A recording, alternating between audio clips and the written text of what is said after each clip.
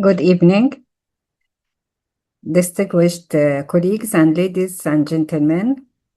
It is my pleasure to welcome you all to our fourth Diabetes Educator Society Choice webinar, focusing on an emerging and important topics in diabetes care, continuous ketones monitoring. Over the past decades, diabetes technology has transformed the way we monitor the glucose. Continuous glucose monitoring has become an essential component of diabetes management, allowing us to improve glycemic control and reduce hypoglycemias. Today, we stand at another existing point in diabetes care. Ketone monitoring has traditionally been intermittent performance only during the illness or persisting hyperglycemia or DKA. However, advances in technology are now making continuous ketone monitoring a reality. This innovation has the potential to change how we identify metabolic deteriorations before patients become critically ill, offering earlier intervention and ultimately better outcomes. We look forward to exploring how technology can support early diagnosis of type 1 diabetes. Not only that, but it gives us a greatest opportunity to prevent severe presentations such as diabetes ketoacidosis, other complications. Today's program, therefore, brings together two complementary perspectives. First, the importance of early identification of type 1 diabetes to prevent acute complications. And the second, how continuous ketone monitoring may become an important addition to diabetes technology, enhancing patient safety and clinical decisions making. I encourage everyone to actively participate, reflect on how these developments may influence your own clinical practice, and join the discussion following the presentation. Continuous ketone monitoring, what every healthcare professional needs to know. It is conducted today from 8 to 10. As you see, it's a live Zoom sponsored by Abbott and organized by Choice. There is a CMEs accredited as well. You can start to collect it by tomorrow morning. It will be sent to you. So, please join me to welcome our first speaker who will present early identification of type 1 diabetes, preventing acute complications. Professor Ramzi Ajan, Professor of Metabolic Medicine and Honorary Consultant in Diabetes and Endocrinology. Professor Ajan is an international speaker, leading expert in metabolic medicine based at the University of Leeds in the United Kingdom and Leeds Teaching Hospitals Trust. He serves as the head of the Clinical Population and Sciences Department at the university. Please join me to welcome Professor Ajan. Professor Ajan, the floor is yours. Thank you very much for the kind introduction. I must say I'm absolutely delighted to be able to join you today and tell you a little bit about early identification of people with type 1 diabetes. And I was talking to my wife yesterday, and I said I honestly enjoy interacting with people in that region. It's always a very, very nice experience, and I'm not trying to be nice here actually. So let me just share the slides. I have a confession to make before I start. Initially, I thought I'm going to talk about ketones and so on, and I started preparing the talk about ketones and how to detect them and what's the latest in the field. And then I looked at my title and I thought, oh my God, I have to prepare something completely different. And actually, I quite enjoyed preparing this because this is not something that I usually talk about. I talk about bits of it, but not in totality. So, as I said, I'm going to talk to you about early identification of type 1 diabetes. And when we talk about preventing acute complications, the focus, of course, is on diabetic ketoacidosis. In addition to this, I'm going to talk to you about differential diagnosis of early type 1, which I think is quite important. We struggle with it sometimes. So, moving on, and for whatever reason, the slide is not moving. It is moving now. Good. So this is my disclosure slide. And moving on from there, First of all, I'm just going to talk to you a little bit about the incidence of type 1 diabetes. And if you look at this, this is sort of the incidence in different countries. And I know it looks like a very busy slide, but I highlight your region in orange. So you can see the blue is sort of Europe, and the highest incidence is in the Scandinavian countries, but we've known that for a long time.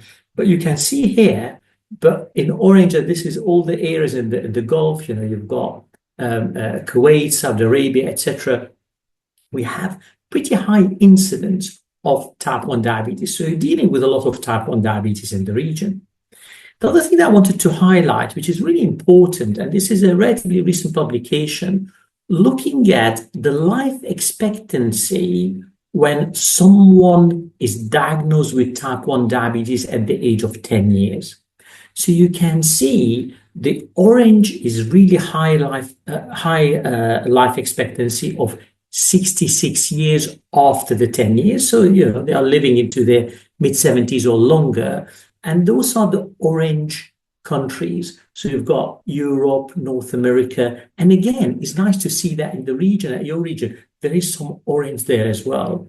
But shockingly, if you look at some of the countries in Africa, the life expectancy is 6 years after that diagnosis. So that's pretty sad, and we should be doing better overall in the world. But it's nice to see that in some countries, you know, we're doing quite well. In others, there's quite a lot of more work to be done.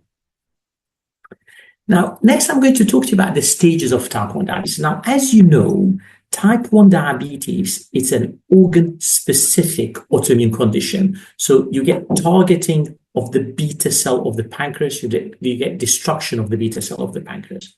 Now, of course, you do have a genetic predisposition like any autoimmune condition, and then you have an environmental trigger that triggers the autoimmune reaction, and that can be very different from person to person what the trigger is. It can be virus, can be anything. Now, you have the genetic risk, you've got the trigger that triggers that immune activation, you get the immune response, and this immune response then starts to destroy those beta cells of the pancreas.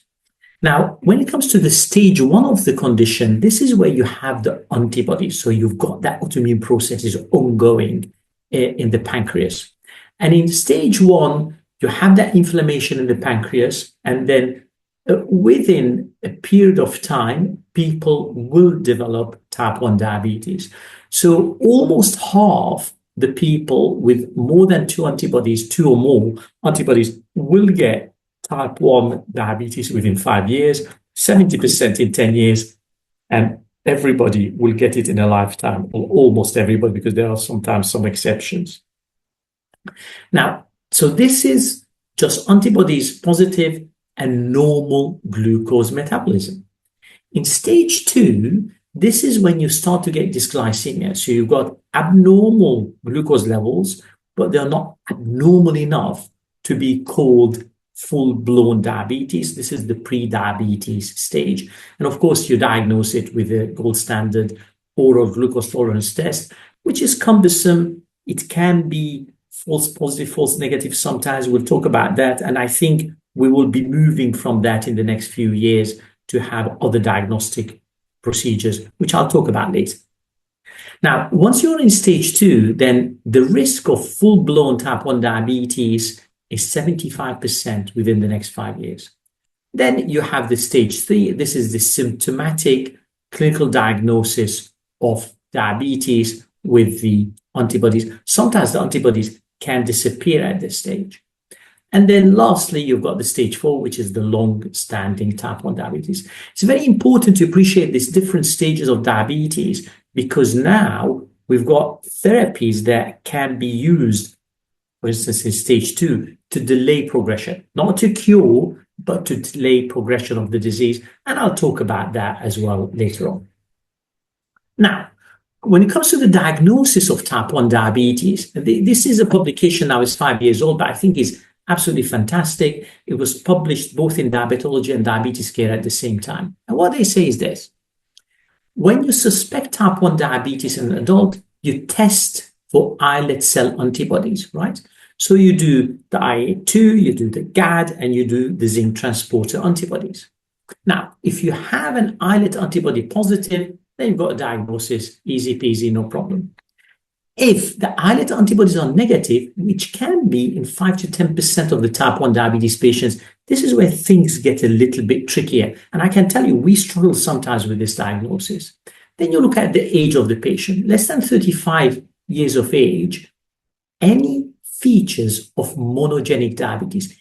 Is there a family history in an autosomal dominant manner to point you towards monogenic diabetes, for instance? And you've got a yes or a no. And in people who are above 35 years of age, this is even more tricky. Sometimes you're not sure. Sometimes I write in my first letter, undetermined type of diabetes still under investigation. So this is where you've got unclear classification. You may want to treat it initially with insulin until you get all the facts together, and then you can change the treatment. Now then, if you have features of monogenic diabetes, yes, you test for C-peptide. If the C-peptide is detectable above 200 picomole per liter, then you do genetic testing. Less than 200, then the diagnosis is type 1. Don't have features of monogenic diabetes. Are there features of type 2? No features of type 2, then you're dealing with type 1 diabetes. You've got features of type 2, you move to this bit above the 35 years of age. Again, you do C-peptide test, but you need to do it after 3 years. And it depends on the levels. Less than 200, intermediate or very high, then you here with a very high, you've got type 2. Intermediate, then you may have type 1 still, or it could still be MODY, or if it is low, you've got type 1 diabetes. Now, we do urinary C-peptide, and the reason I like urinary C-peptide is because the C-peptide is much more stable in the urine. When you do the blood C-peptide is perhaps more sensitive, but you have to handle the sample quite carefully. The urine C-peptide is pretty stable, and that can give you a quick result that is reliable. So we do urine C-peptide unless there are other reasons not to, like for instance, renal failure, where you can't do urine C-peptide naturally. Okay, so this is sort of an overview of the diagnosis of type 1 diabetes, and you need to get it right. Now, in the UK, you'll be surprised to know that misdiagnosis of type 1 diabetes is not uncommon. We say it's type 1 diabetes when they actually have MODY. And there are numerous patients that I took off insulin after diagnosis because the diagnosis was wrong and they never had type 1 diabetes. So just keep that in mind in your practice. Now, one thing when it comes to the type 1 diabetes, very important, as in acute complications, two things, isn't it? Acute complications. One is the DKA, the second one is the hypoglycemia. Hypoglycemia I'm not going to talk about today because that's on its own is a whole talk, but we're going to talk about the diabetic ketoacidosis briefly. So when it comes to DKA, why do people get diabetic ketoacidosis? Now, and I explain this to my patients and they love the explanation. So when normally the body relies on glucose to produce energy, fine. But for that, you need to have insulin, right? So if you don't have insulin, the body switches to a different metabolism altogether, right? And the liver then starts breaking down fat for cells and body to use as a fuel. So it's not only fat, but also muscle. And that's why you get the weight loss before the diagnosis of type 1 diabetes. It switches to a completely different metabolism. Now, this will lead, if you break down fat as well as muscle to produce energy rather than utilize glucose, you produce ketone bodies. And the ketone bodies, as you know, are acidic, and this is why you get the ketoacidosis. On top of that, because you have the high glucose levels, they had osmotic symptoms, people get quite dry. So people become dry and acidotic, and that's why it's called diabetic ketoacidosis. And as you know, it's, the mortality is relatively still high. I mean, overall it's quite low, But when you have somebody who's age 10 or 15 dying with diabetic ketoacidosis, that's quite a tragic incident. Now, one thing I wanted to point out for you here, and we will hear a lot more about this later, is about continuous glucose monitoring. So now, continuous glucose monitoring has been approved in Europe. That was relatively very recently, and is giving some very interesting data because, as you can see here, ketones do not necessarily track glucose levels. So the glucose is the light blue, the ketones are the dark blue. So if you focus on S6, you can see that the glucose are rising, ketone levels are rising. However, look at this one. Glucose levels are rising to really high levels, not much of a difference in ketones, right? Whereas in S8, massive increase in ketones, relatively little increase in glucose levels. And this explains why sometimes with a newly diagnosed type 1 diabetes, you do not necessarily have high ketones. And, we see that quite a bit. Again, you've got another one here. You've got gradual rise in ketones, despite the fact that your glucose levels are almost static and there is no difference. So, you've got to be very careful in the relationship between ketones and glucose. And the continuous glucose monitoring allowed us to look into this in a bit more detail. And this will have implications for management of patients with diabetes who are already been diagnosed or the newly diagnosed. So bear that in mind. That is important. But as I said, this will be discussed in detail later. Now, given that type 1 diabetes affects mainly the younger generation, of course, it can affect anybody at any age, but mainly the younger generation, we need to understand the differential diagnosis. So in a younger person, if they have diabetes, confirmed diabetes, it is likely that they have type 1 diabetes, but we are seeing more and more young people. I work very closely with my pediatric colleagues. We're seeing more and more type 2 diabetes in the young. And part of it is our lifestyle that has changed. Younger people are running less, playing more computer games rather than having the exercise. It's our lifestyle has changed completely. Then you've got the monogenic diabetes I talked about, which is massively, and I stress, massively underdiagnosed. And of course, you've got the syndromic diabetes that can be challenging as well. So when it comes to the young onset diabetes, there are sort of different things that I would like to point out to you because it's quite important in your day-to-day clinical practice. So when you have diabetes only, if you have weight loss, the weight loss is such an important thing. So taking a history is very important. Weight loss, history of autoimmunity, either personal or family history. You've got the ketones, not necessarily, but having the ketones helps. Antibodies, diabetic ketoacidosis, then you're dealing with type 1 diabetes. Do you need all of them? No, but you have some features, then you're dealing with type 1 diabetes. Fine, straightforward. However, if somebody is non-obese, you've got a dominant family history, like an autosomal dominant manner, antibody negative, no ketones, think of maturity onset diabetes of the young or MODY. When you have an obese family history of type 2 diabetes, markers of the metabolic syndrome, antibody negative, no ketones, type 2 diabetes. And then you've got the diabetes plus, or what I call the diabetes plus.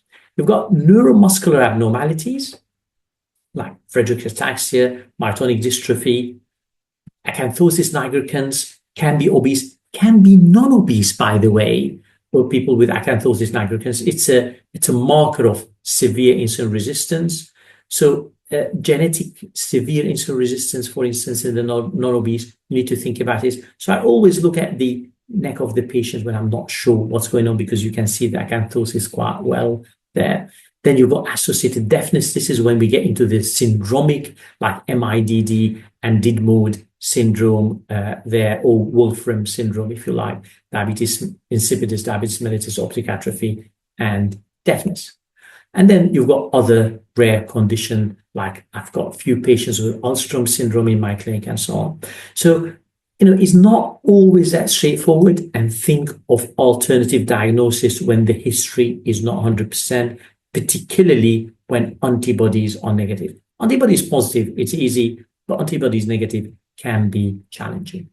And let me demonstrate to you in a couple of cases, because it's always nice to have case to sort of stress the clinical presentation. So, got a 20-year-old with type 1 diabetes, transferred from another region, didn't know much about this patient. So the full details were missing. The patient tells you that he was diagnosed aged around 4 months old, right? He had multiple hospital admissions with hypoglycemia. That's what the patient's telling you. After starting on an insulin pump 3 years earlier. That's the weight, BMI 26, A1C, not bad at all, 49 millimole per mole, or 6.6%. The total daily dose of insulin is 62 units, and basal is 48%, so it's almost 50-50 basal and bolus. Now, when you start looking at this, alarm bells back, because really, if somebody is diagnosed at 4 months old, it's unlikely to be type 1 diabetes.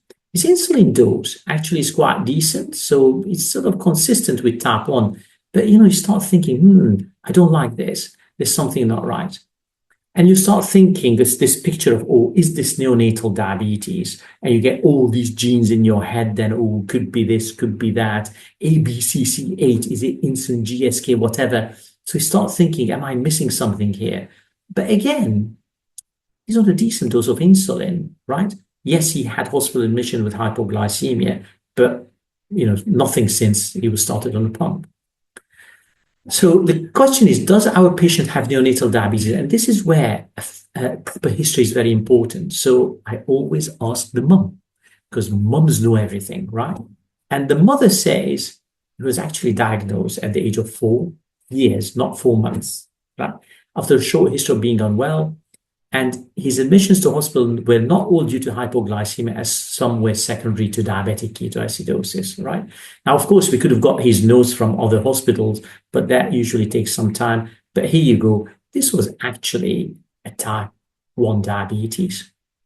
No question about it. And if you need to consider neonatal diabetes, if the diagnosis is made before the age of 6 months, or diagnosis is made before the age of 12 months and the antibodies are negative. So just bear that in mind. But what about this case? This is somebody who's 27 years old, tiredness and non-specific intermittent aches and pains. It's like me all the time, actually. I always get this non-specific aches and pains. And please don't say it's age-related. So this is his weight, BMI 30 on the higher side, HbA1c 47 here, which is 6.4%. Sorry, that should read 6.6 because his repeat HbA1c, so he had two, one was 47, the repeat was 49 or 6.6%. So the question is, what would you do here? You want the family history, certainly, but he's adopted, so the family history is unknown. And by the way, these are all real cases. I'm not making anything up. So we did the gold standard. We did an OGTT. So the fasting was high, but the 120 minutes doesn't rise that much. Okay, it rises by 0.9 millimole per liter. So quite a small rise here in his glucose. Now, the antibody screen was negative. The C-peptide, this is urine C-peptide, not plasma. You can see that it was in the sort of type 2 or MODY range, just above 0.6, but certainly not in the type 1 diabetes range. So type 1 diabetes is ruled out here, okay? Is this MODY? Is this type 2 diabetes? And if you look closely at the OGTT, I think some of you already got the diagnosis. This was GSK MODY 2, because what these guys get, they get persistent fasting hyperglycemia, right? So you've got fasting high glucose levels. When you do an OGTT, the increment in the glucose is less than 3 millimole per liter or less than 54 milligram per deciliter. So the increment here, if you look at this, was 15 milligram per deciliter. Very, very little indeed. Negative pancreatic autoantibodies, persistent C-peptide, near normal A1C, usually below 55 or less than 7.2%. And there is usually a history of mild fasting hyperglycemia in one parent. And diabetes complications are essentially not seen. You do not need to do anything for these patients. You just accept that they've got this fasting hyperglycemia. And that reduces anxiety. Of course, you need to do the genetic testing to confirm the diagnosis. Now, when it comes to MODY, and the reason I'm stressing this is because we miss it. I miss it. My colleagues miss it. Everybody misses the diagnosis of MODY. And if you look at the types of MODY, the majority will have HNF1 alpha or glucokinase. So HNF1 alpha is the HNF1 alpha is the orange lines or bars, and the GSK is the blue bars, and these are sort of different countries. You can see there's the unknown MODY, which is green, and this is unknown because not enough genetic testing was done.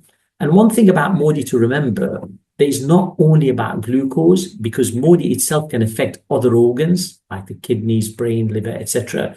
So, it can be systemic disease. So it's important that we diagnose it, particularly in relation to renal problems with MODY. So the last bit of my talk, I'm just going to talk about screening for type 1 diabetes. And this is a recent study that looked at the screening, because I have a lot of my colleagues are for screening for type 1 diabetes. I am personally not sure about this, and this is something that we can discuss. Now, this looks like a very busy slide, but because I'm a nice person, I simplified it for you. So what this paper looked at is screening for type 1 diabetes worth it? Okay. So they looked at 219,000 people, or almost let's call it 250,000. When they did the first screen, and it was capillary blood, and they looked at 3 antibodies by ELISA, positivity was 1.8%, 4,000. So then they went for a second screen using venous blood this time, not capillary, but venous blood. And they did this by radio binding of the same antibodies, right? Now, then they did that reduced the numbers to 790 or 0.33%. Then they did a confirmation, again, by radio binding. So this is a third test now. And the numbers was reduced to 590. So they went from 250,000 to 590, or 0.26%. Let's call it 0.3%. Okay.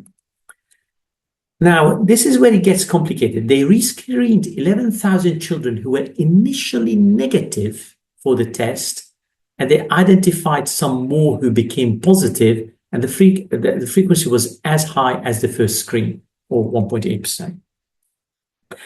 Now, less than 2% with early stage type 1 became islet autoantibody negative, and then around half developed clinical diabetes after losing their antibodies. So the losing antibodies is relatively rare, which is quite helpful.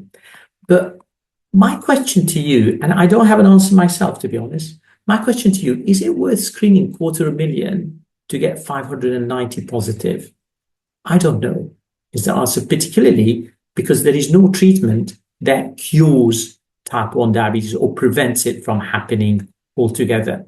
So, of course, the argument is that once we know, we can educate patients for diabetic ketoacidosis, and they don't go through the DKA, because we can tell them about the symptoms and so on. So they seek medical attention early. But I mean, the screening is a massive undertaking. And then if you look at what happens once they have the antibodies, within a period of around 5 years follow-up, around 40% of them will convert to type 1 diabetes, 40%. And it doesn't matter whether they have a family history or they don't have a family history of type 1 diabetes. So even when you do just look at people with a family history, the conversion rate is very similar. Now, one thing I wanted just to point out to you here, which is I think is quite interesting, is that if you're obese or you have IA2 antibodies, then your risk of progression is much quicker. So when you have the GAD positive, IA2 negative, the progression is much slower. once you have the IA2, the progression is quicker. And if the patient is overweight, the progression is quicker in type 1 diabetes, which is quite interesting. However, there are issues with screening, and this is another thing that worries me. So this is a lovely paper published just a few weeks ago, maybe just 2 weeks or so. And they looked at anxiety levels. So here, this was targeted screening. So these were people with a family history of type 1 diabetes, right? And they had 16.4% with at least one antibody and 3% with multiple antibodies. So you can see they went from 0.3 to 3%. So when you do targeted, you increase the chances of detecting antibodies. I feel more comfortable with targeted screening than just population screening personally. But again, that is a personal view. But the problem is you're increasing anxiety level in children, and more importantly, you're increasing anxiety level very much so in the parents. And I just wonder whether it's something that is worth it just to screen everybody and then. So let me tell you what my problem is. And honestly, I don't know whether I'm right or wrong. If you screen and it's positive for 2 antibodies, okay, you tell them at some stage you'll develop diabetes, and then they sit there and they worry about this diabetes. Can we just have an education program in schools about the symptoms of type 1 diabetes? And that would be easier. Now, the other thing is, if they're antibody negative, can I tell them you'll never get type 1 diabetes? I can't. So I'm a bit confused here of what am I going to tell the patient and is it worth it? So in some respect, if they're high risk, maybe it is, but population screening, I don't know. I'm sitting on the fence for this. But of course, people advocating this will say, but hold on a second. There's a treatment that we can have that delays progression of this condition. And that treatment, as you know, is teplizumab, which is, by the way, very, very expensive, particularly in a healthcare system like the UK, where people don't pay for their treatment. It can be problematic. Now, the original study was now published, 7 years ago. And if you use it in stage 2 diabetes, then indeed, if you use teplizumab versus placebo, you get a delay in the progression to type 1 diabetes. These are people who are antibody positive, right? So this is stage 2 disease, antibody positive with dysglycemia, but no full-blown diabetes. And if you look at the delay here in this figure, it's around 18 months. Overall, it's around 2.5 years delay, but it doesn't mean that you cure them altogether. I mean, you can look at it in a different way, that at 30 months, if you don't have teplizumab, 50% of people will get full-blown diabetes. If you have teplizumab, it's only 30%. Is it worth it? I don't know. I really don't know. I guess it's very person dependent. Now, for stage 3 disease, there are a total of this publication now, 3 years old. They looked at 5 studies with around 600 patients altogether. And what this shows again, that there is some delay with teplizumab. This is here, the C-peptide levels. And over a 24 months period, you get better C-peptide in people who had the teplizumab. So at 12 months, you lose 50% of your C-peptide if you don't have it. With teplizumab, it's more like almost not exactly 2 years, but more like 20 months. So there is some preservation of beta cell function, no question about it. What about the full newly diagnosed diabetes? And this is a landmark study. Then they randomized people to teplizumab or placebo. Here, the teplizumab was administered in a slightly different way. There were 2 12-day courses rather than 1 14-day course.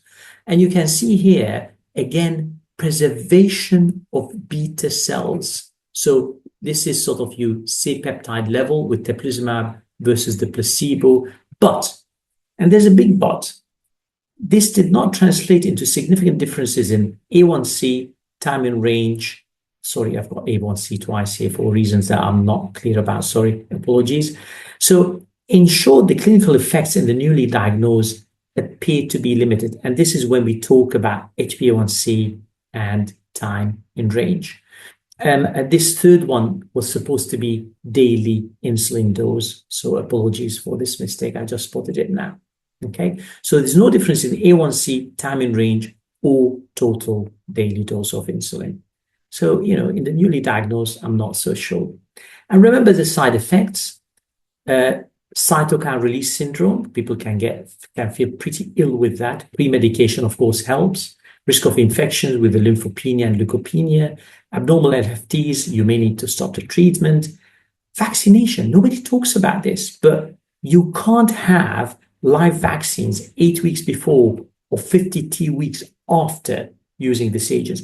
And even non-live vaccines, there are restrictions to how we can have them because the immune response is inadequate. Remember, this is not a disease-specific therapy. This is an anti-CD3 treatment. It just knocks down the T lymphocytes. And of course, you need to make sure that the patient and parents are properly counseled, not only about what we know, but also about what we don't know. Do we know that this agent is safe very long term, 20, 30 years? Personally, I don't. So, these are things that we need to be very clear about. Don't get me wrong, I'm not against it, but I want more data about these agents. Finally, I would like to finish about the OGTT, which I touched upon. Do we need OGTT for dysglycemia? It is not that the easiest thing to do. Can vary. You can do OGTT in the same patient several times and you get very different results. But of course, it remains the gold standard at this stage. So when you want to assess for dysglycemia, A1C can be problematic. I can talk to you about this for hours, but I'm going to just tell you that it can be problematic. What about CGM? Now, CGM, in my view, likely to be the way forward in the future. Not yet, because we're still working on the exact criteria for normal glycemia with CGM, but I think it will be far more easier than an OGTT. And I'm just going to demonstrate to you here, and this is a piece of work that I was involved in, that shows you that time in range is useless when you want to assess normal glycemia, right? Why? Because it plateaus in the pre-diabetes and the normal glycemia range. So if you want to know whether somebody has got normal glycemia, you want to look at the tight time in range, which is the 70 to 140 milligram per deciliter. If you have a tight time in range above 92%, I can guarantee that somebody has got normal glycemia. Now, I'm pleased to tell you, I tested this on myself. My tight time in range is 99%, and I was absolutely delighted about that. So to assess normal glycemia, you need tight time in range, not time in range. You can have a time in range 100%, and you are in the pre-diabetes area here. So remember that. So to conclude, ladies and gentlemen, making the diagnosis of type 1 diabetes is not always straightforward. History is very important. We've got technology now, but I'm still very old-fashioned because of my age. I like a good history. And of course, adequate tests on top. The association between ketones and glucose levels can be variable. We'll hear about that hopefully a bit more in the next talk. And remember, not all newly diagnosed type 1 diabetes will have raised ketones. Screening for type 1 may help early identification, and that reduces acute complications like DKA. But of course, there are challenges with practical implementation of that. And finally, immunosuppression can delay, but not cure, can delay type 1 diabetes clinical presentation. But of course, there are challenges with this approach. I'm going to stop here. Thank you very much for your attention. Thank you very much, Professor Ajan, for that insightful presentation. Your talk reminds us that preventing diabetes ketoacidosis begins long before hospitalization and finding the hyperglycemia. It starts with awareness, early recognition, and timely diagnosis. Thank you very much. You raised such a good point. I completely agree with you. And I feel that we need to do more in terms of education, but I completely agree with that statement. Thank you very much. Okay, I would like just to invite you all to look for the save the dates for the next in October, the Congress, Emirates Diabetes Education Society Conference in 2026 will be on 31st October and 1st of November. So all are invited to attend with us, please. And also would like to invite you to participate if any audience are interested to send your abstract and join us to be one of the speakers during the next society presentation. And as you see in the, you can scan the QR and register yourself, please. So now we go with the next speaker about the evolving role and of continuous ketone monitoring, Mrs. Zainab Abadla. She is a senior diabetes health education practitioner. She is also serving as a clinical instructor in Mohammed bin Rashid University and a president of Diabetes Educator Society in UAE. Mrs. Zainab has extensive expertise in in pediatric diabetes management and insulin pump therapy and continuous glucose monitoring. Mrs. Zainab is the lead for the Emirates Diabetes Educator Society. She has inspired and empowered healthcare professionals to strengthen diabetes education program. Please join me to welcome Mrs. Zainab, and the floor is yours. Thank you so much, Intisar, for the nice introduction. Good evening, ladies and gentlemen. Thank you for joining us in our fourth DES webinar tonight. So today I will be exploring maybe one of the most exciting emerging innovations currently in the landscape of diabetes technology, which is continuous ketone monitoring. I'm sure that many of you might be familiar with the continuous glucose monitoring systems. And when it comes to the ketone, it is something we test when there is a problem, when there is a critical situation. My talk today will change this mindset and you will start perceiving diabetes safety in different way. So let us start. This webinar is sponsored by Abbott, and in my today's talk, I will be covering 6 different sections, started on the science of ketones, all the way to the future of continuous ketone monitoring system. And whoever attended my talks previously knows that my talks are interactive. So I'll be sharing with you some bold questions to hear from your experience and to assess your knowledge. In fact, I thought of starting by refreshing you of the science behind ketone, just to make sure that both of us speaking or all audience are speaking the same biochemical language. It's very important to know the basics, the foundation, because this will help you to know why continuous ketone monitoring matters and how understanding ketone dynamics will help in improving and optimizing the diabetes safety.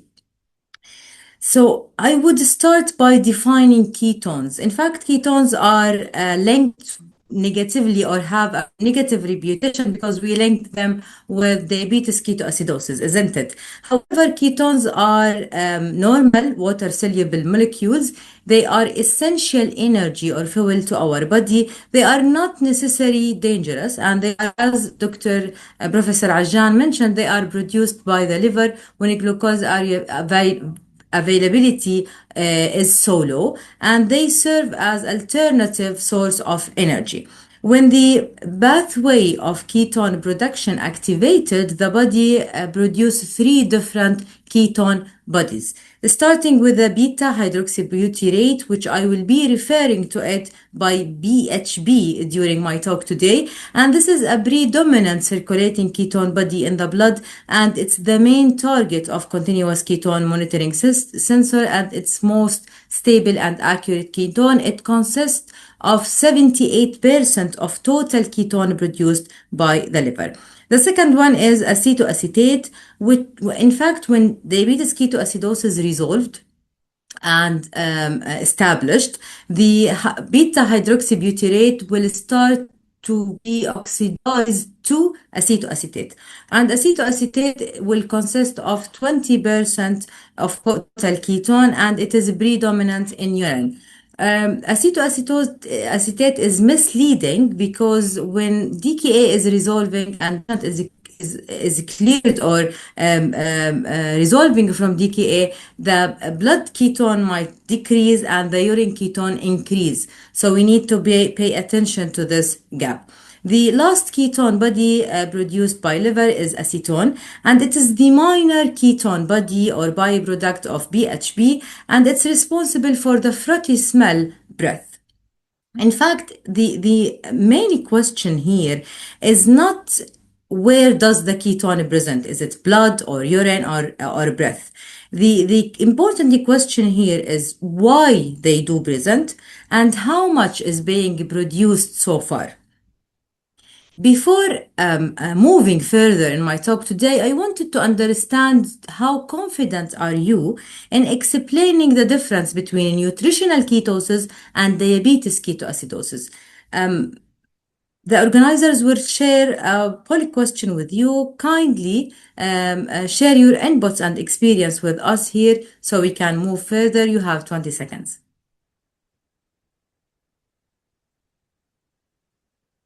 Interesting. So 44% knows only the basic, and we have around 33% are unsure or this term is new to them.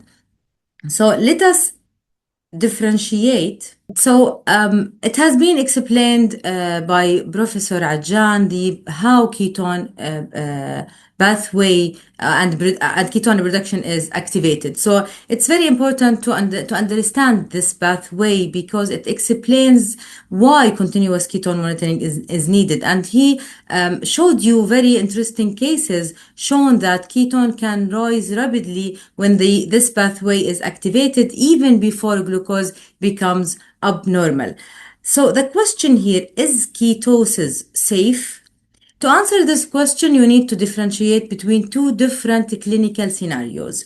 So the scenario number one is a nutritional ketosis, where insulin presented, glucose is normal low, pH is normal from 7.35 to 7.45, and however, the PHB is high from 0.5 to 3 millimole, and this is defined by hyperketonemia. So we have high ketone, however, there is enough amount of insulin to prevent ketosis or metabolic acidosis.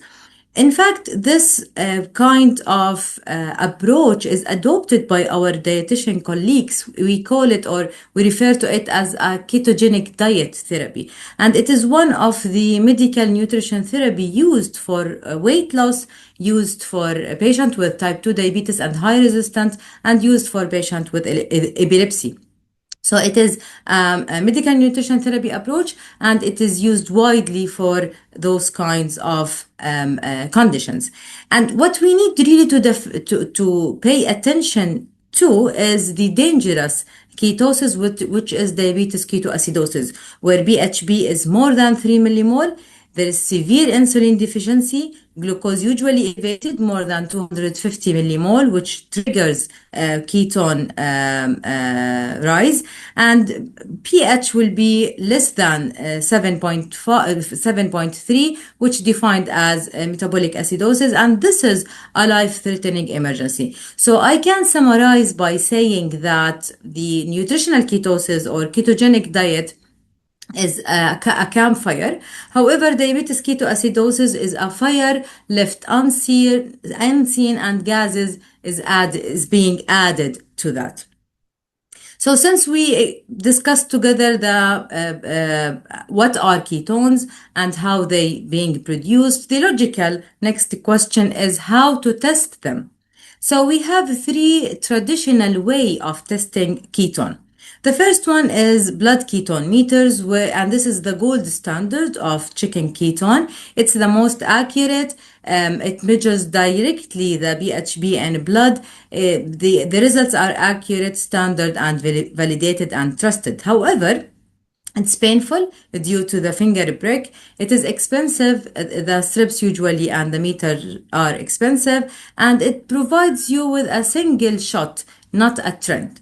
The second way of measurement is urine dipstick. It is inexpensive and widely available, especially in the low resources area and in the public health area. It is non-invasive and easy to use. However, there is a limitation because acetoacetate is measured in the urine, and it is, as I said, it might misleading and affected by dehydration status, and it has low accuracy in fact to detect ketones.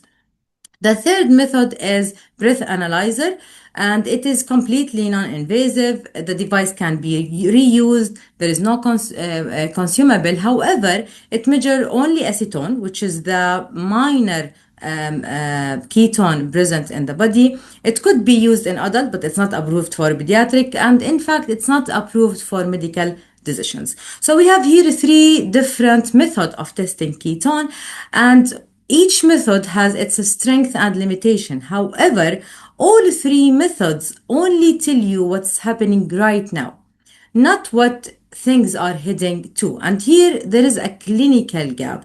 And continuous ketone monitoring will fill this gap because it's continuous, it is automated, it's linked with trend arrows, and data of ketone is will be showing to you as trend, and there is no finger breaks are needed.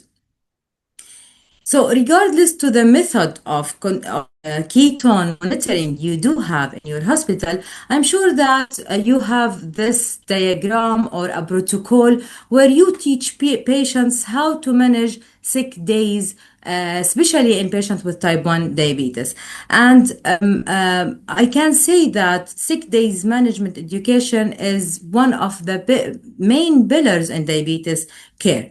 However, regardless, we might have the resources and we educate our patients about how to test ketone. I want to hear from your experience. Why or what is the most common reason patient missed early ketosis or DKA warning signs? Because it still presents despite of the methods and of the education. Take 20 seconds to answer this poll.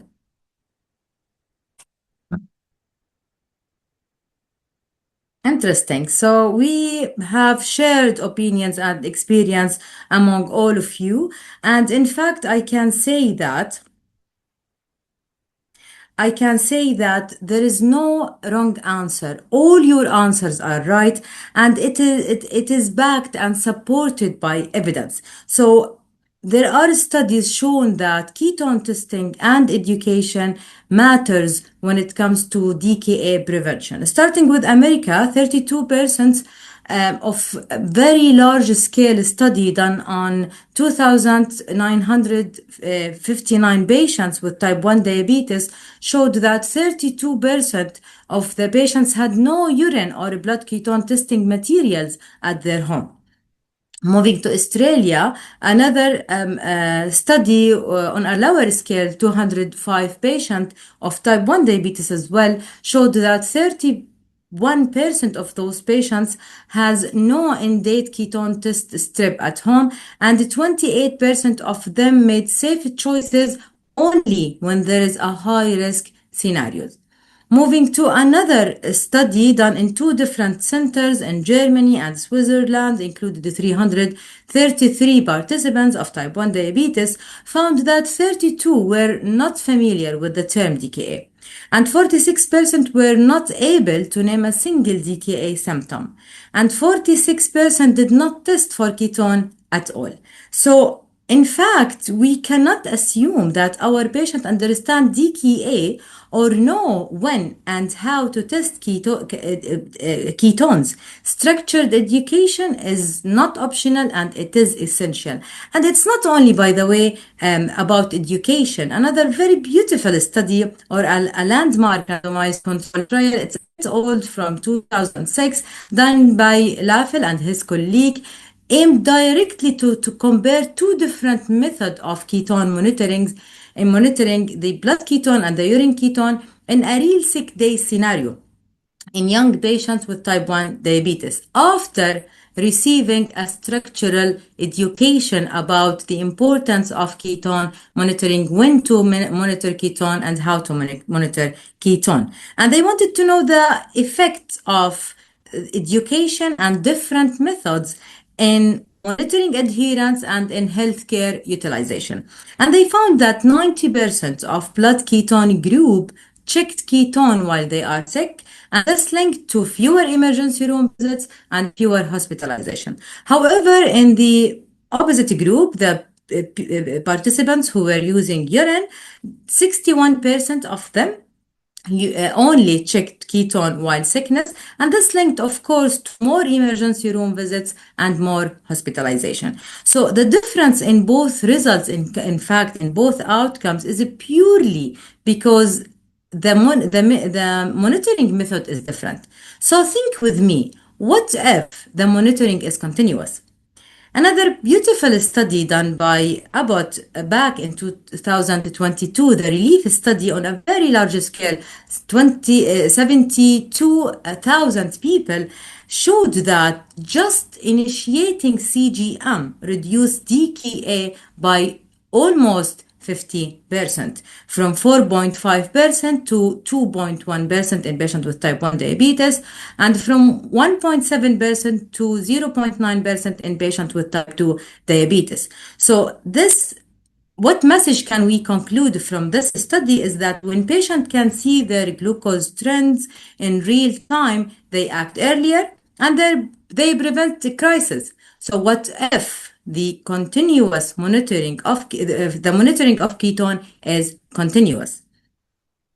So the evidence I showed you by now, and especially continuous glucose monitoring, will make glucose visible, but there is safety gap. There is a hidden, unseen danger. Ketone risks are invisible, and as you know now about ketones, but the glucose and ketone doesn't always behave the same way. They are two separate biological signals. They are different, and we can't assume that treating one part, which is glucose, will work as a proxy for others, because as we can see, diabetes ketoacidosis still exists. And in fact, the DKA is the leading acute complication for diabetes.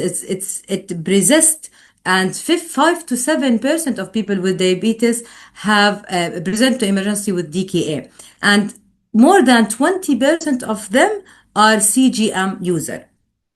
Also, 4 to 7% of people with diabetes present to emergency with EU DKA, where blood glucose are normal, but there is a high level of ketonemia. And again, the current practices or methods of monitoring relies on human behavior. Current practice depends entirely on patients recognizing the symptoms and choosing to test, and many times it will be very, very late. So there is a huge gap in the practice. Current practice defined by 4 major limitations. It is intermittent, it is point check captured only as a snapshot, there is no trend, there is no information about the hidden risk. It is reactive, often triggered by only illness or pump issues or symptoms when danger is already presented. It is burdensome because of finger sticks and pain allocated or related to that. And it is easy to miss, in fact, because ketones, as Dr. Ajjan and I will explain to you later in my talk today, can escalate while users are unaware. So we need to solve this clinical gap or reduce this clinical gap by a solution which will detect rising ketone levels, which will alert embedding ketosis and prevent diabetes ketoacidosis. This will bring me to the core of my presentation today, which is continuous ketone monitoring systems, which will show you how it identifies changing ketone levels and flag significant changing, offering a new tool for prevention and management of diabetes ketoacidosis in patients with or people with diabetes. So what is the concept of continuous ketone monitoring and how does it work? The concept is very easy. It's very, very similar to the concept of continuous glucose monitoring systems. Here is the sensor will be applied in the fatty area, and there is a microfilament where we'll test or sense the BHB in the interstitial fluid. So biology is similar, but chemistry is different. And it will be providing us with reading frequency, which will be updating every minute and reveals a rate of a change and direction with direction and alert arrows. And it will have a wide sense of testing ketone, wide range of sensing from 0 to 8 millimole. So we are moving from snapshots to trends of ketone. About which ketone am I talking about?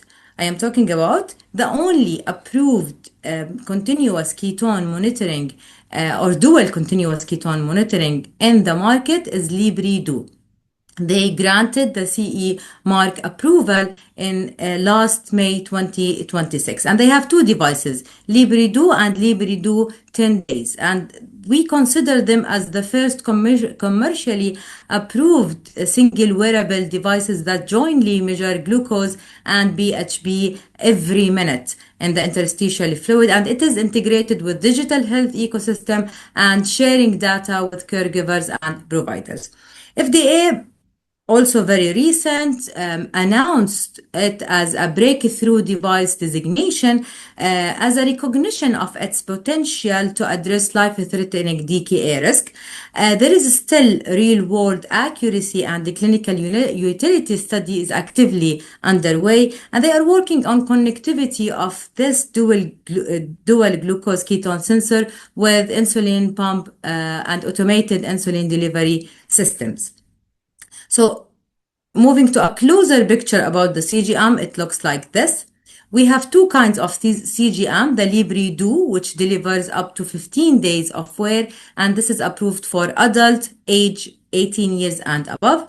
The other one is Libre 10 days, which is approved for people with diabetes who are aged 2 years old and above, and it gives only 10 days of wear for those for this group. And it will be connected to a mobile app. In a single screen, you can see the glucose reading and the glucose reading and the ketone readings integrated together. It will be again connected to a cloud software, so healthcare professional can monitor their patients remotely. And it will be connected to a caregiver app, so parents and beloved ones can monitor and follow up the patient effectively. So I think that the concept and the technology is promising, but we clinicians usually, we don't adopt new practice or change unless there is evidence behind what I'm saying.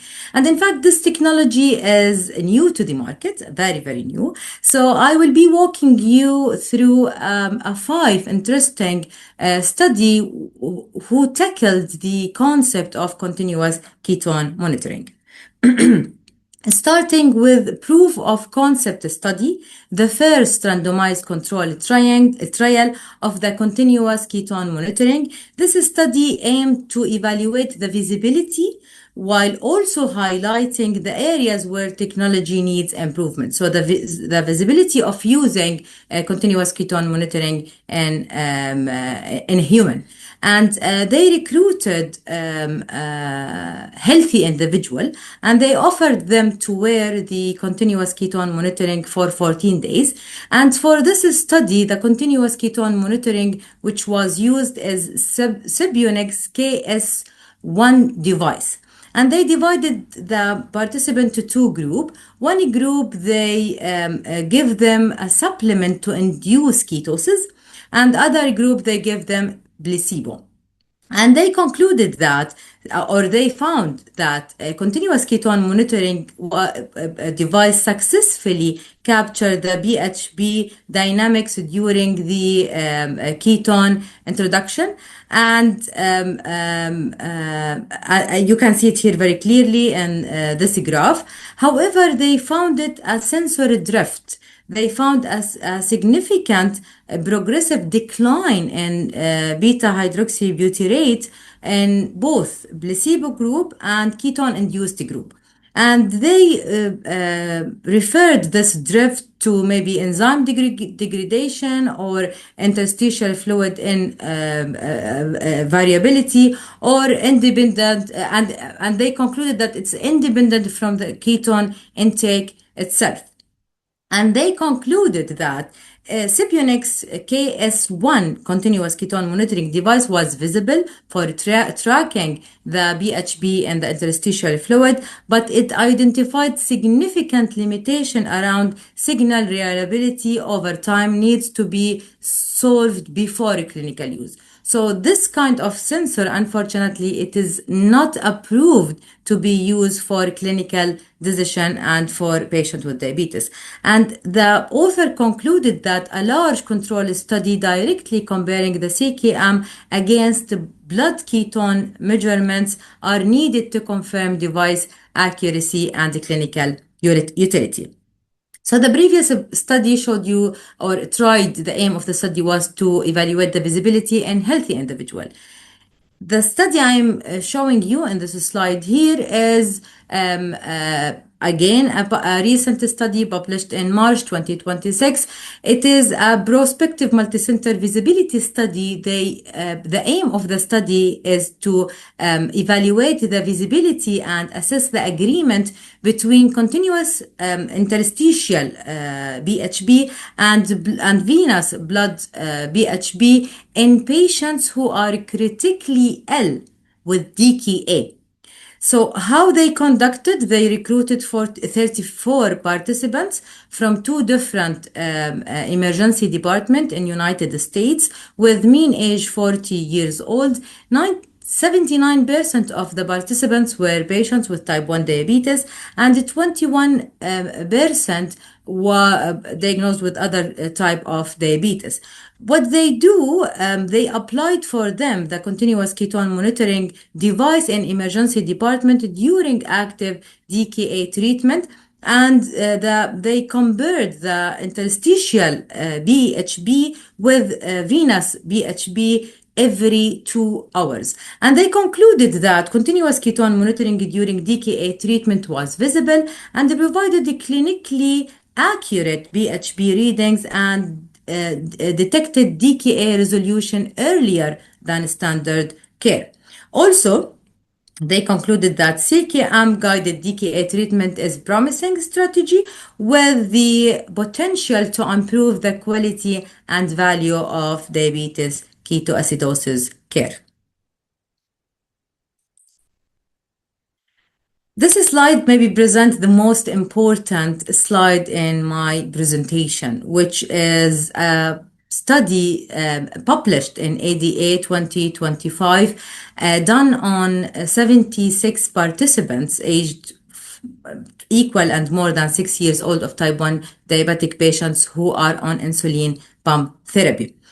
The aim of this study was to evaluate the performance of continuous ketone monitoring device in ketone and glucose.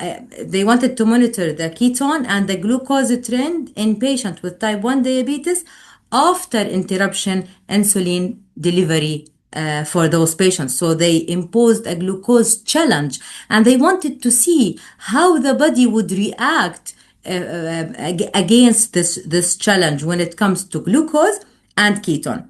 And their clinical finding is very interesting. They found that in multiple cases, ketone exceeded 1 millimole before glucose reached 250, which is the threshold that we would advise the patient normally to check ketone. So, to check ketone. So, mainly the ketone was rising before blood glucose getting higher, and majority of participants developed elevated ketone within 6 hours of insulin pump therapy interruption, and the author saw that glucose only monitoring would have triggered no ketone check. And they concluded that CGM alone might not be sufficient to detect early ketosis and avoid diabetes ketoacidosis. And they concluded that ketone and the glucose fluctuate independently. I will be sharing with you 4 different cases, 2 adults and 2 pediatric, from this study, and I would like to share with you how ketone and the glucose are behaving differently. Starting with the first case, she is 52 years old, female with type 1 diabetes. In this graph, you can see the blue line is the ketone and the purple line is the I'm just moving this is up. Okay. The purple line is the ketone and the blue line, the purple line is glucose, sorry for that, and the blue line is ketone. And here where they stop the pump, and here where they reassume the pump again. Okay, so what you can see here that the ketone rose to 1 millimole in 3 hours after pump was shut off. And ketone crossed even 1 millimole before glucose reached 250, which is the threshold of ketone assessment or ketone check. The second case is a male adult of 70 years old.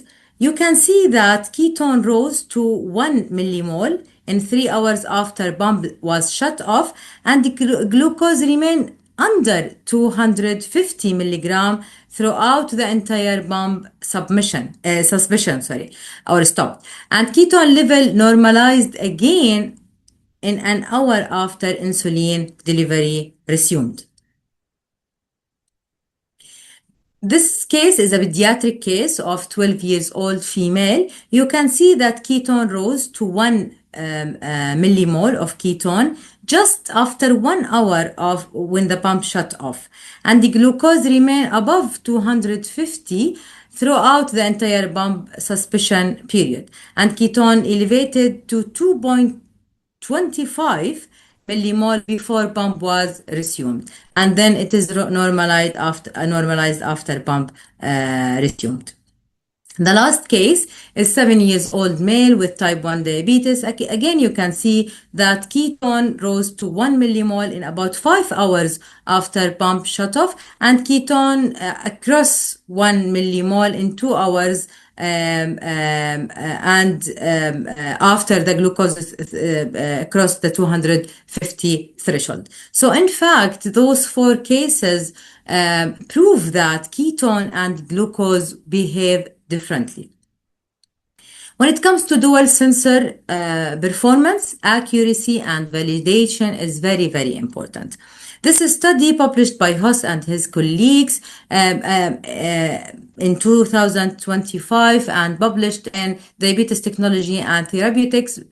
And the aim of this study was to describe the technology use of continuous dual glucose ketone sensor and to outline the process of validating factory calibration for ketone sensor components. For this study, they recruited 48 participants from 2 different centers in United States. And they applied for patients the Abbott dual sensor, which I am talking and presenting today. And it is very similar to the Libre 3. So it copies the footprint of Libre 3. And as I said, it measures BHB and glucose jointly in the interstitial fluid.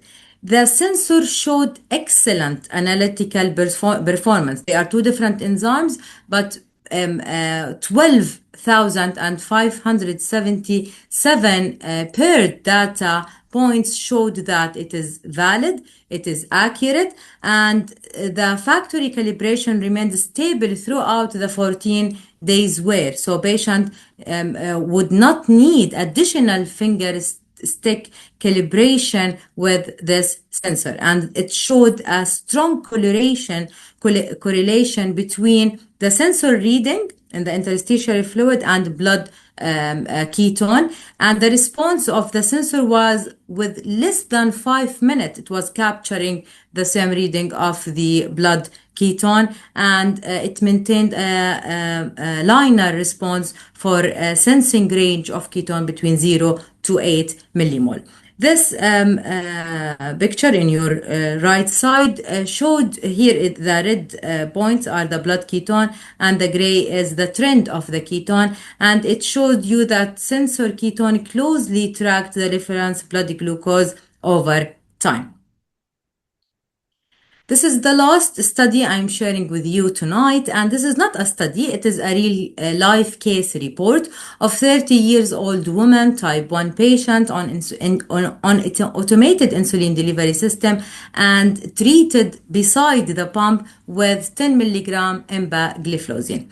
This lady was offered a continuous ketone monitoring and glucose monitoring, continuous glucose monitoring device, and was asked to adopt exercise and low carbohydrate diet less than 50 grams per day. So those three components would trigger an euglycemia, the ketoacidosis. And you can see that glucose remain normal in range threshold. However, only the continuous ketone monitoring could detect the rising ketone. And even ketone reached to 2.9 without any symptoms of hyperglycemia, and the patient stayed more than 14 hours euglycemic ketoacidosis, and this was resolved back to normal when the researcher gave her carbohydrate and insulin injection, offering safe recovery without any hospitalization.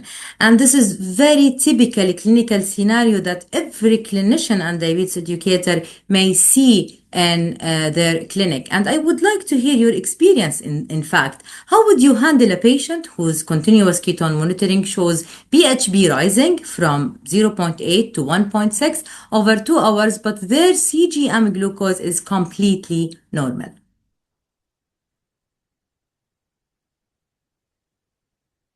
Interesting. So, in fact, I can confidently say that there is no right or wrong answers. All you're approaching are absolutely right. However, let me share with you what the clinical consensus and guidelines says about clinical application and how do experts link evidence to every day patient care. I'm sharing here with you the first ideal continuous ketone monitoring specification and the clinical response by an expert from Australia back in 2024. In their consensus and recommendation, they suggested that the continuous ketone monitoring device should sense ketone in range between 0 to 10. They suggested that this sensor should be factory calibrated, no finger stick is needed. There should be backed or linked to a trend arrows for rate change, and the display should not be noticeable unless it's required. So this will reduce the alarm fatigue and the unnecessary anxiety, and it should be integrated with CGM and AID system. They also suggested that the CGM should include ambulatory ketone profile, AKP, like the AGP. So they wanted a standardized reporting metrics equivalent to the AGP report. They wanted to track the time patients spend in each ketone zone, and they defined those ketone zones to normal, elevated, high, and urgent high. And they wanted the report to identify individual at high risk future of DKA risk, and they wanted the sensor to be durable from at least 7 to 14 days wear. And they added a beautiful section in their consensus, which is the stitch respond protocol. They wanted to teach the patient, because when you provide the patient with continuous ketone monitoring, you need to tell the patient what they need to do, how they should interact with those readings. So they added a stitch respond protocol, and the stitch respond protocol, stitch is abbreviation stand for stop SGLT2 if you are on SGLT2, inject bolus insulin, consume 30 grams of carb and hydrate. And they advise the patient to that action should be taken when BHB is more than 1 to 1.5, and this stitch protocol should be tailored for patients who are in insulin delivery or patient on insulin or pumps, and patients who has high ketone levels from 1 to 1.5, they need to monitor their ketone every 1 to 2 hours, and they need to seek emergency care if ketone remains more than 2.5 millimole. This is what they exactly suggested. So it's an exact traffic light with which we see in our AGP report, where the different ketone categories presented, and they wanted a percentage of time tell us how much patient present in this category over time.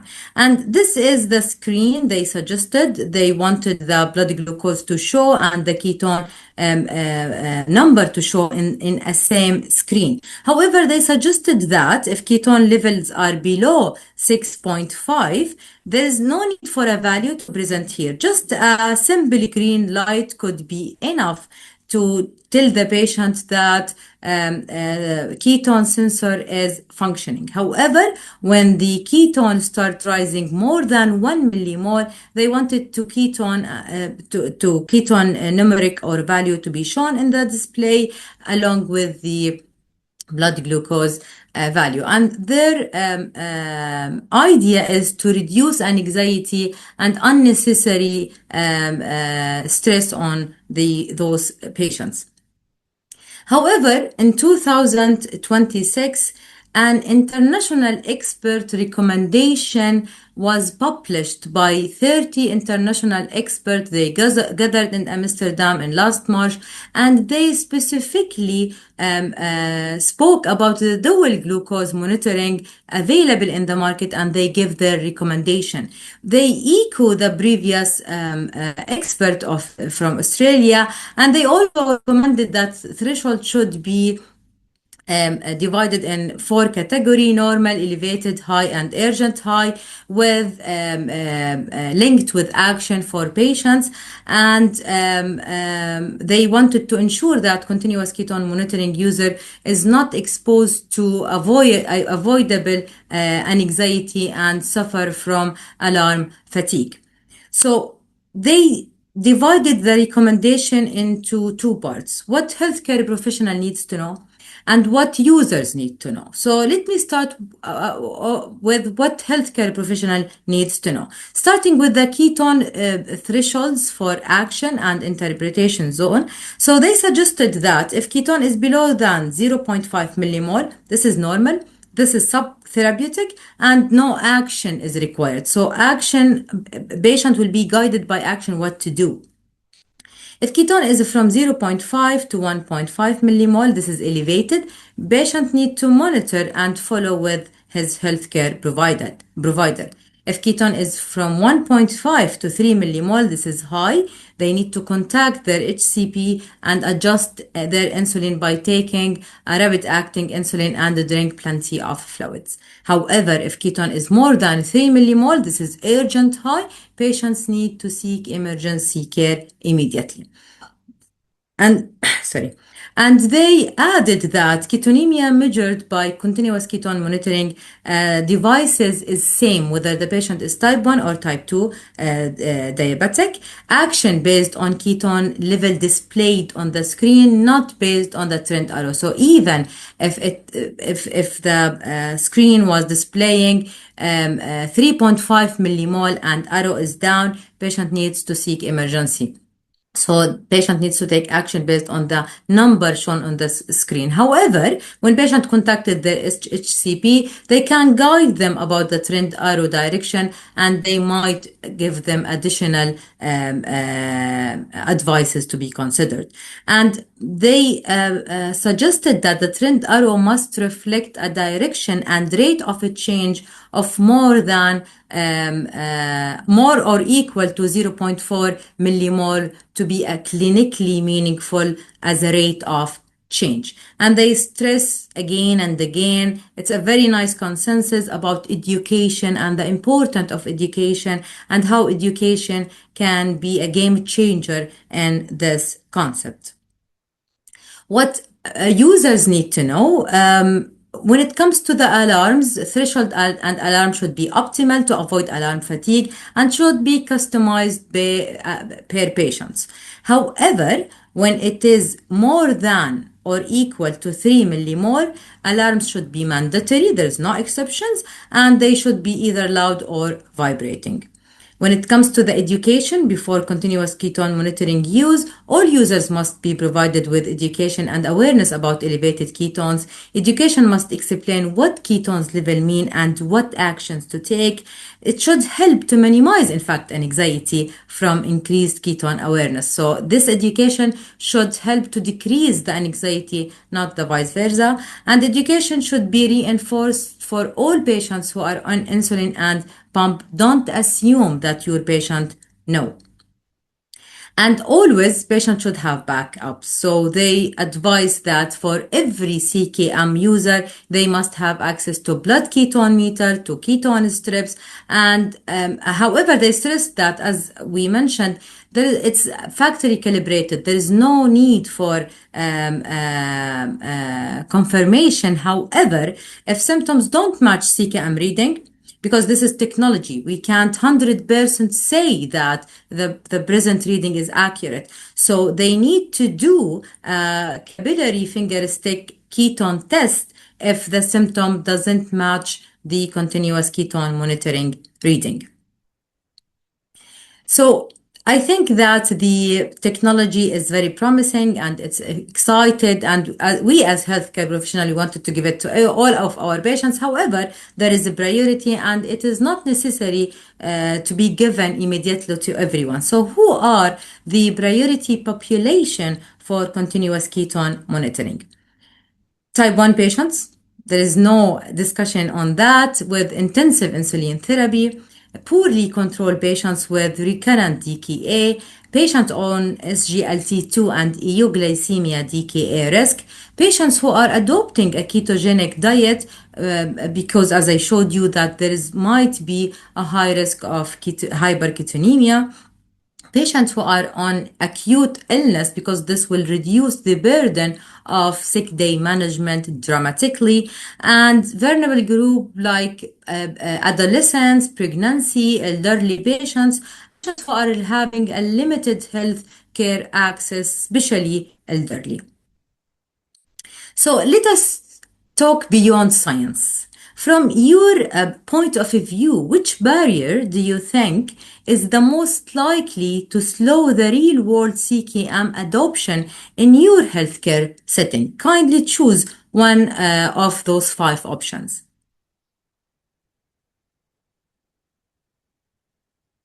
Interesting. So the majority of you said that it's cost and lack of reimbursement coverage. I'm not sure if about people attending with us tonight, but it is very important that you write this down and try to work on it, because patient equity and availability of such amazing technology is really needed in our healthcare setting. Thank you for your input, everyone. Okay, so I shared with you what we know so far. Let me share with you what we don't know. This slide presents the available landscape of continuous ketone monitoring in the market. So I shared with you earlier Fibonix KS1 BHB sensor, and it's important here to say that this is single CKM. It's not dual, it's only monitoring BHB, and it is not approved for medical decision. It is still under investigation, and it is for the future upcoming sensor, but it is not to be used today. The other sensor is EnsoJet, and this also a single continuous ketone monitoring sensor. They got their CE mark. However, it's only 7 days wear, and it gave you sensing range from 0.1 to 5 millimole. They got their clearance from CE mark, but as the consensus says, whether the newer one or the one wrote 2 years back, the experts suggested that they wanted a dual CGM and continuous ketone monitoring in one device. And when we are talking about this, the only available device is the dual ketone glucose monitoring by Abbott, which I am presenting today. It is 15 days wear to patient with 18 years old, or 10 days wear with patient with type 2 diabetes, with patient aged from 2 years and above. Dexcom shared and announced that they are working on a future dual sensor similar to what we are discussing today. It is 15 days wear. However, it is in the pipeline. It is still under development, and I did not find much data about their sensor which they declared and announced they are working on it. So what we still don't know about continuous ketone monitoring system. Accuracy gap. Accuracy across ketonemia ranges under real-world conditions like dehydration, renal failure, acidosis, rapid change remain unvalidated. Alert threshold and fatigue. Which BHB level should trigger alerts? And if we put it 0.6, this will be too quiet and we might miss DKA. If we put it 1, this might be too sensitive and patient will get alarm fatigue. So still, this is debatable. Sensory drift and interfering substances.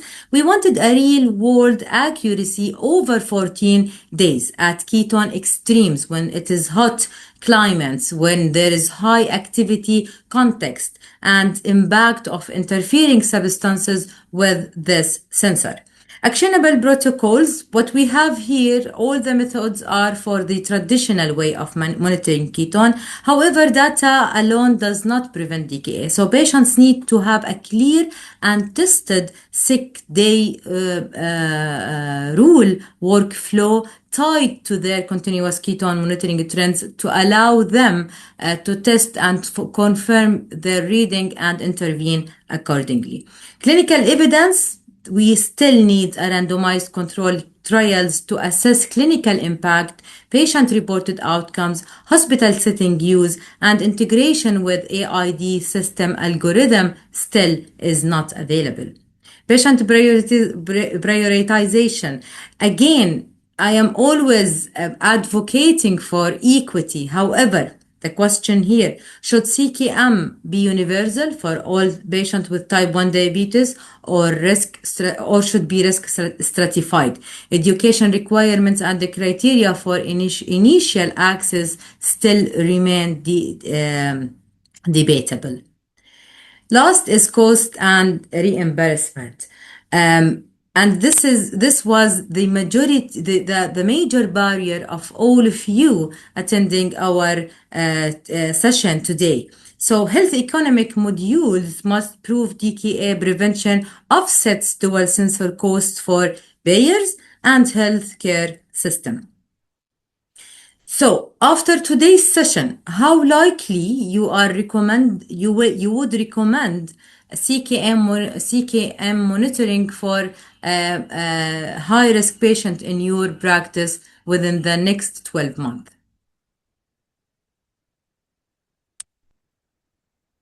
Interesting. So majority of you said very likely and likely. I'm happy to leave you now with 5 takeaway messages. Glucose alone is not enough. Continuous glucose monitoring trends enable earlier and proactive interventions. Continuous ketone monitoring is most impactful in high-risk groups, and FDA breakthrough designation reflects genuine clinical unmet needs and not simply a new innovation. And the future of diabetes management will be dual monitoring, glucose and ketone. This brings me to end of my presentation. Thank you. Thank you very much, Zainab, for the insightful and impactful presentation. And really, your presentation clearly highlighted the importance of this technology to improve the care and safety of people living with diabetes. Sharing your information and your experience, really, it is very valuable. Thank you very much. I would like just Okay. Just to remind again that about the question is, we can start shortly. Just put your question and we will read one by one. And both Professor and Zainab, they can answer the question. But I have questions, Zainab. Is it available in UAE and how far it is used for our patients in the community? It is not yet available in United Arab Emirates. It got the CK mark approval just newly. However, we are expecting to have it soon after the FDA approval, inshallah. Inshallah. Thank you very much. Okay, so shall we start to share the questions? First question, it says, this is for Dr. Ramzi. Good evening, doctor. Have you spoken to patients with type 1 diabetes experiencing eating disorders? They have seen increasing numbers of patients in this category and wondering if you can share your experience with what recommended to them. Yeah, so that's a good point. As you quite rightly say, we have a lot of patients with type 1 diabetes for eating disorder or disordered eating is we prefer to say that. And sometimes you can pick it up clinically, sometimes you need actually questionnaires to pick it up. So we do both. I'm very lucky that I managed to have a clinic where, we run multidisciplinary clinics for younger people with type 1 diabetes. So I have a psychologist with me in clinic. I have a youth worker. I have a diabetes nurse and a dietitian, myself and another consultant. So anybody who we detect with disordered eating, either the patient telling you that, or we see it in the various questionnaires, they get a package of care. And the level of care that they need is very variable. It varies from person to person, but it can be very difficult and it can take time to address that. So yes, it's an issue that is under-recognized, and you need a multidisciplinary approach to deal with that. You can't just deal with it with one person. So it can be very challenging. But thank you for raising that. Thank you, Doctor, for answering the question. Zainab, maybe you can help us with this question. What kind of support and resources do you recommend to friends, patients, and family to those beloved diagnosed with diabetes? So it goes beyond counseling of the disease. This is about specific care methods and what is your advice? In fact, patients should feel that they are not left alone. So patients should not leave your clinic without being aware what to do next, when to come back, how to contact you in case of emergency, because those patients will be panicked if they got hypoglycemia, hyperglycemia, DKA, etc.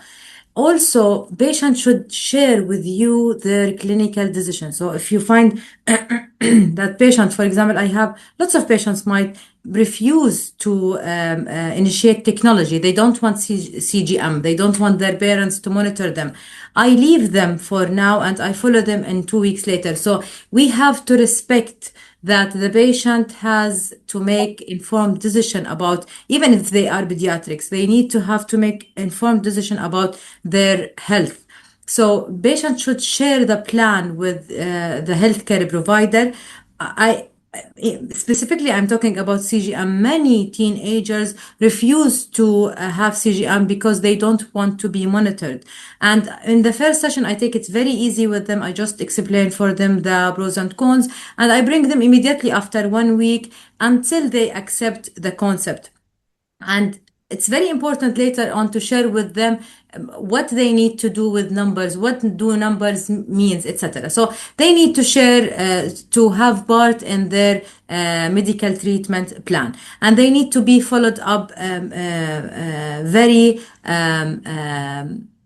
regularly, I can say that. So for example, patients with type 2 or GDM patients, when they leave your room, you need to call them and follow them up after 2 weeks to make sure that they are doing okay, they are following the plan, to reduce the burden. So when they feel that there is follow-up, when they feel that you do care, they will start also care and being or taking charge of their health. So I think sharing the plan with the patient and make the follow-up is clear for them. Yes, I agree with you. Can I add to that? I completely agree with Zainab with everything she said. I mean, there are two things I just wanted to add. One, continuity of care is very important, so patient trusts the healthcare professional. And the second thing is never ever give up. So it may take weeks, it may take months, sometimes years, but you need to continue in the nicest possible way talking to the patient, and eventually they do agree. But yeah, I do agree with your approach. Thank you very much. Doctor, this is the question, I think, for you. Can you elaborate on the issue with the administering vaccine to those patients with diabetes? Yes. You mentioned something about vaccination. So vaccination with the teplizumab treatment, or is it just generally? I think they meant that, yes. Yeah, Yeah. it's with the use of verapamil and. So there are two things here. One is the live vaccines, and these are the most important. So for live vaccines, 8 weeks. So if you give a live vaccine, you can't give teplizumab for at least 8 weeks. And then if patient receive teplizumab, they can't have a live vaccine for a year.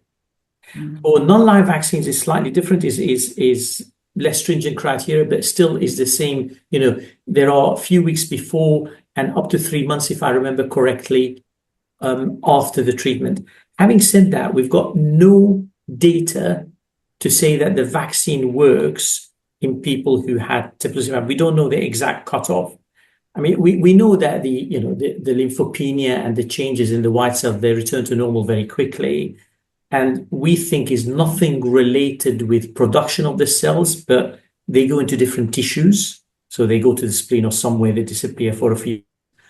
But generally speaking, we have no clear-cut data whether that vaccines work in people who receive this therapy. So I would like to see more data on this for reassurance. But I think at this stage, our main concern is the live vaccines. So those are the restrictions. So 1 year after teplizumab, they can't have the live vaccines. Okay, thank you very much.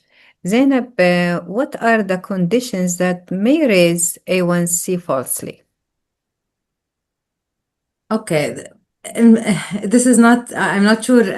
Okay, so the condition that might raise the A1C falsely might be anemia, might be all type of anemia, sickle cell anemia, and might be renal failure, and might be thalassemia as well, and patients with iron deficiency anemia. I'm not sure, Dr. Ajan, if you wanted to add some more. I would love to elaborate on this because Yes, this is an area very close to my heart. Yeah. So you can divide them into physiological and then non-physiological.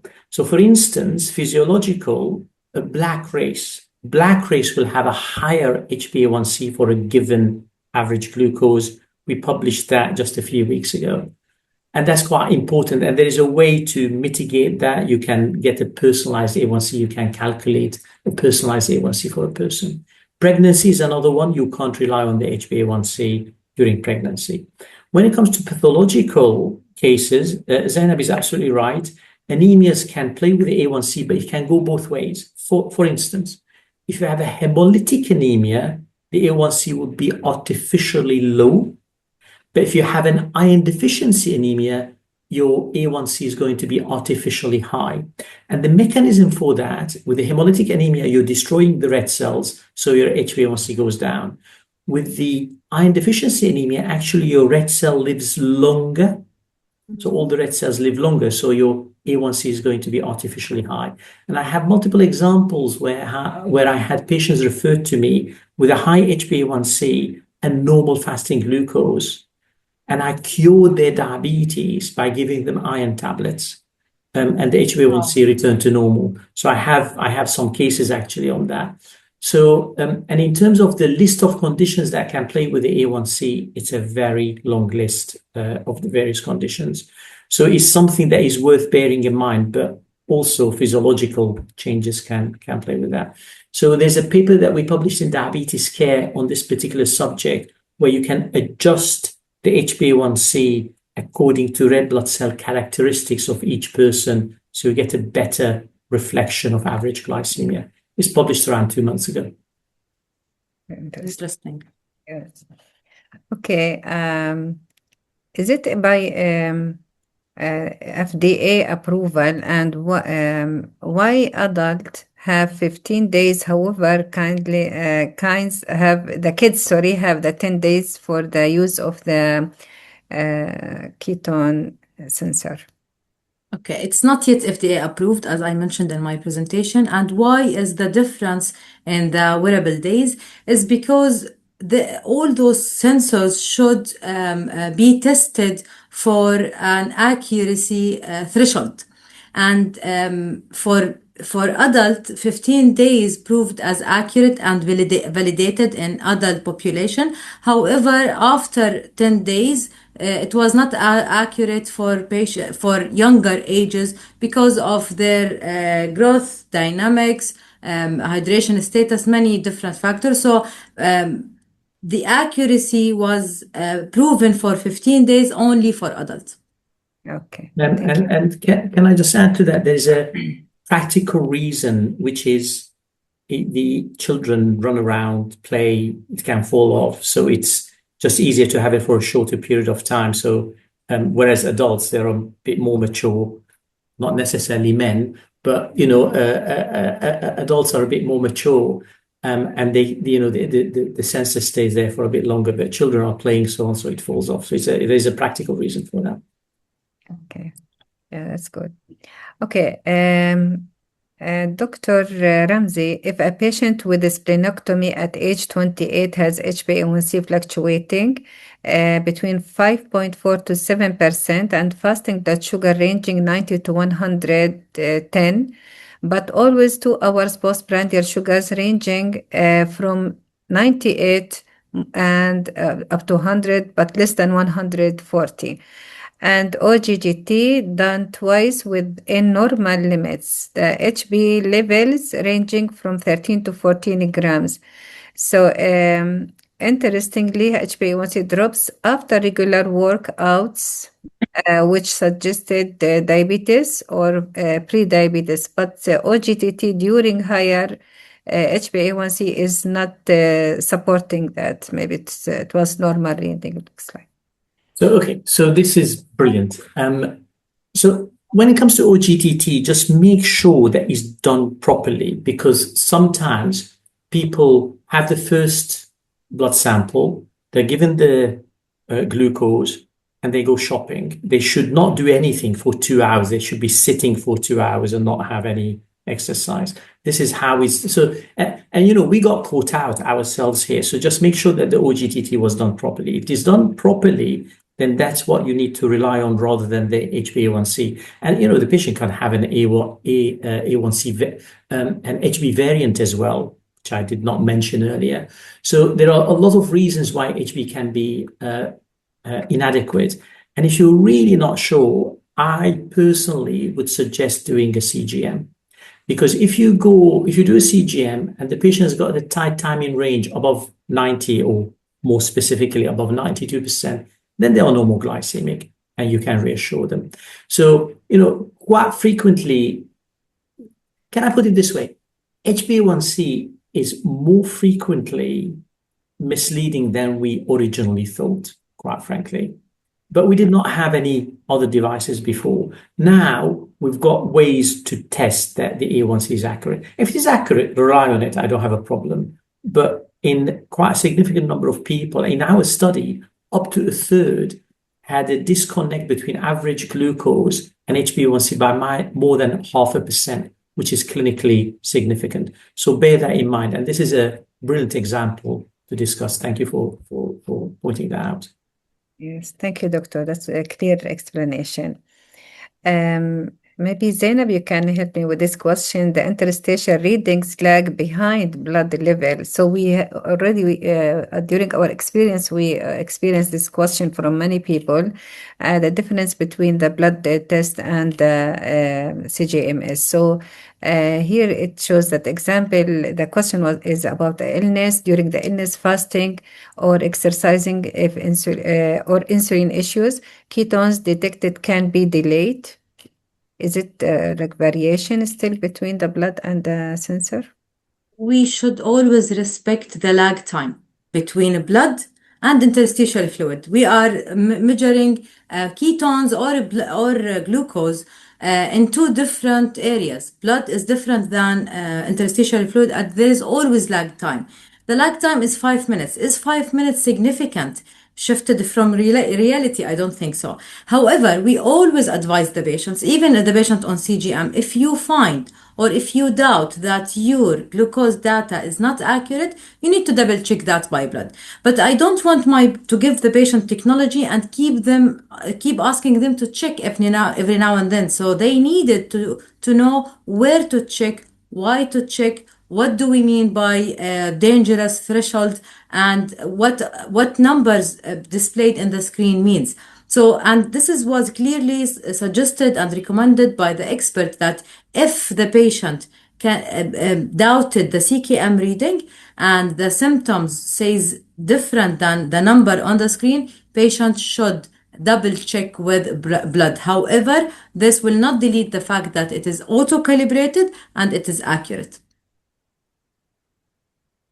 Thank you, Zainab. There is a question, Dr. Ramzi. How would the chronic ketone monitoring change the management of patients taking SGLT2 inhibitors, particularly regarding euglycemia ketoacidosis?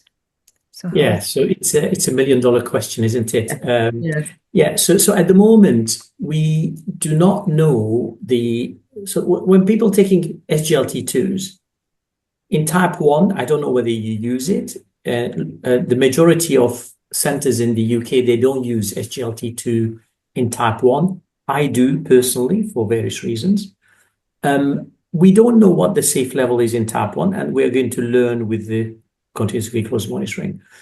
The more challenging one is the type 2s as well, because again, we don't know what sort of levels they get with the SGLT2. And I think, and remember, people with type 2 diabetes get diabetic ketoacidosis as well. So it's not limited to type 1.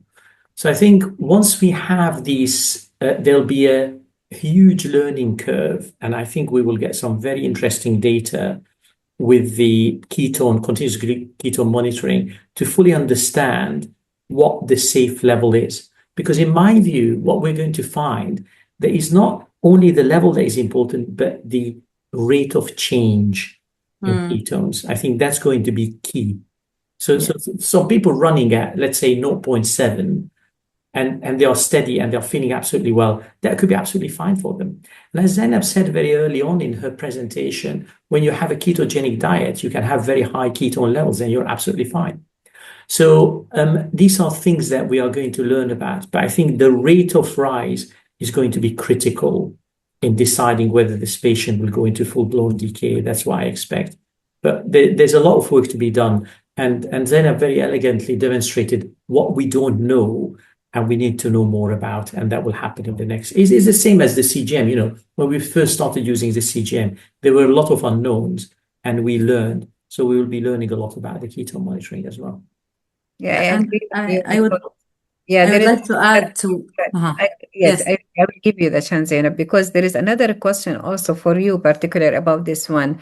So the question is, do you think the chronic ketones monitoring has rolled outside of type 1 diabetes, such as type 2 diabetes, or patients following ketogenic diets? So I think it's in the same range. Yes, absolutely. I will echo what Dr. Ajjan mentioned and add to that those kind of monitoring devices will show us the hidden, unseen danger, whether it is with the ketogenic diet, whether it is with the SGLT2. So I discussed it in my presentation who would benefit from this kind of technology, but also the technology will give us lots of data to tailor the treatment plan for the patient accordingly. So if the patient controlled with SGLT2, but there is high risk of ketonemia, persistent ketonemia, then we will stop SGLT2. So it will show us the the unseen danger for the patient. And yes,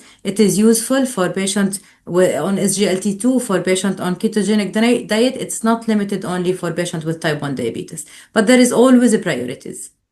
Yeah, I agree with you. I have experienced some elderly people who is with poor oral intake with SGLT2. They are admitted with a euglycemic acidosis in the hospital. They were treated seriously.